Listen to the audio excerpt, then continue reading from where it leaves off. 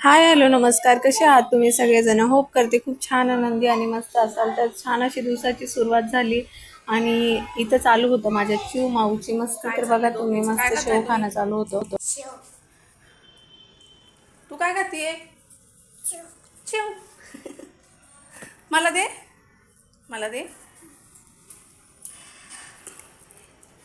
खा तू खा. खाली सांडू नको आ. खाली सांडल्यावर कोण भरणार आहे? मी. कोण भरणार आहे खाली सांडल्यावर? मी. तर त्यांचं चाललंय मस्त शेव खायचं काम. मला करायचं आहे अजून पोळ्या, पीठ भिजवायचं आहे मला, अजून पोळ्या करायच्या आहे. त्यांचा आत्ताच फोन आला होता, 12 वाजता पाठवेन म्हणे मी. शेवभाजी इतके लवकर नको करू कारण ते खूप घट्ट होऊन जाते मग. त्याच्यामुळे मी म्हटलं नंतरच करते शेवभाजी. आणि साडीचा ब्लॉग जर तुम्ही बघितला असेल पार्ट 1 तर नक्की कमेंट करून सांगा याच्यामध्ये. आणि पार्ट 2 आता मी नेक्स्ट व्हिडिओमध्ये पोस्ट करेन, पार्ट 2 साडीचा.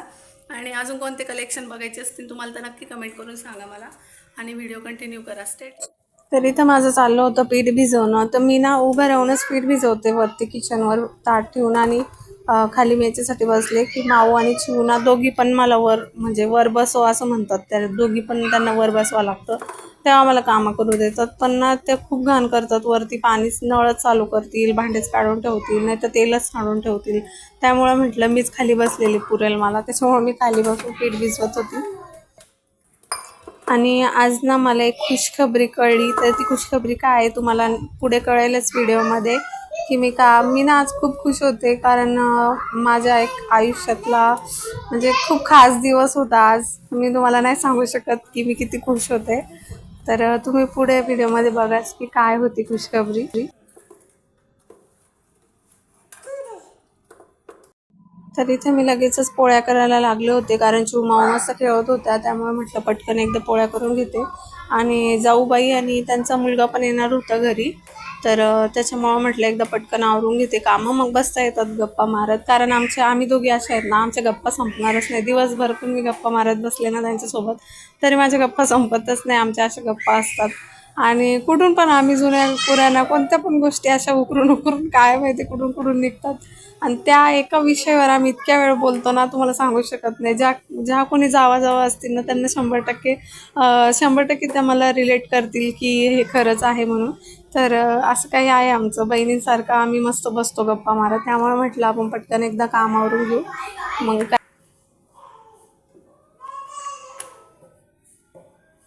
शेवभाजीसाठी ना मी इथं टमाटर, कांदा, अद्रक लसणाची पेस्ट, कोथिंबीर आणि थोडीशी शिमला मिरची म्हणजे 3 शिमला मिरची घेतल्या होत्या छोट्या.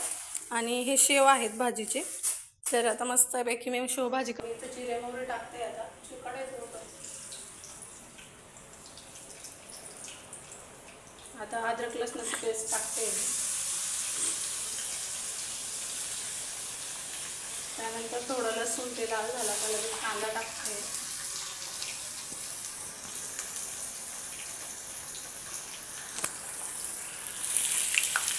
थोडंसं लसूण असं कांदा आणि लसूण थोडं लाल होऊ द्यायचा. त्यानंतर ना मी ते टमाटर टाकून घेतलं. टमाटर थोडंसं ना मीठ टाकायचं कारण टमाटर थोडंसं म्हणजे गाळ होतं आणि भाजी छान लागते टेस्ट भाजीची.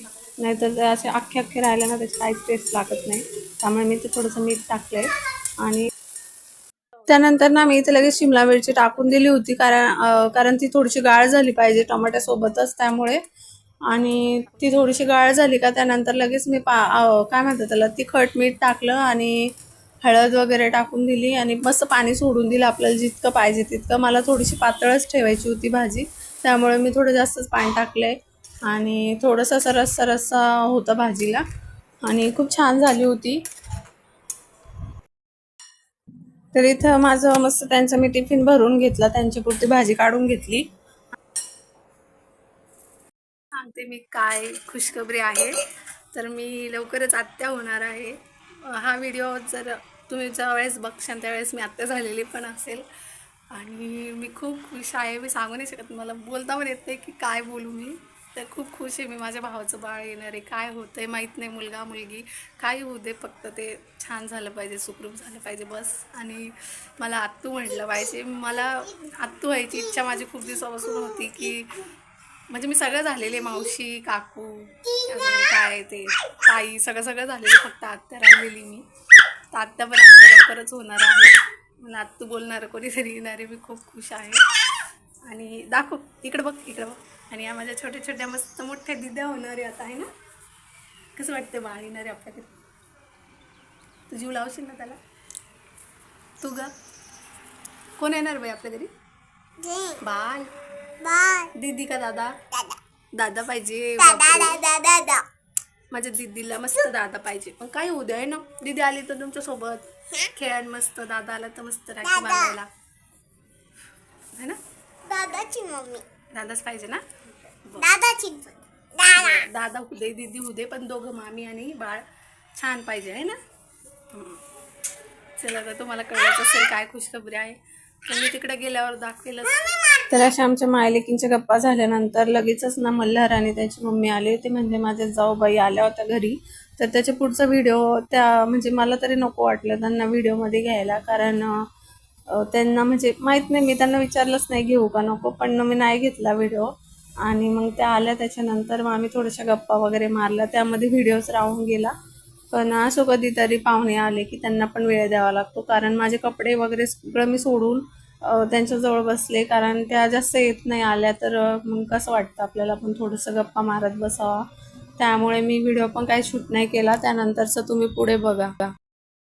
सांगितलं आज खुशखबर, म्हणजे मला फोन आला होता, तर ती ॲडमिट झाली माझ्या भावाची बायको.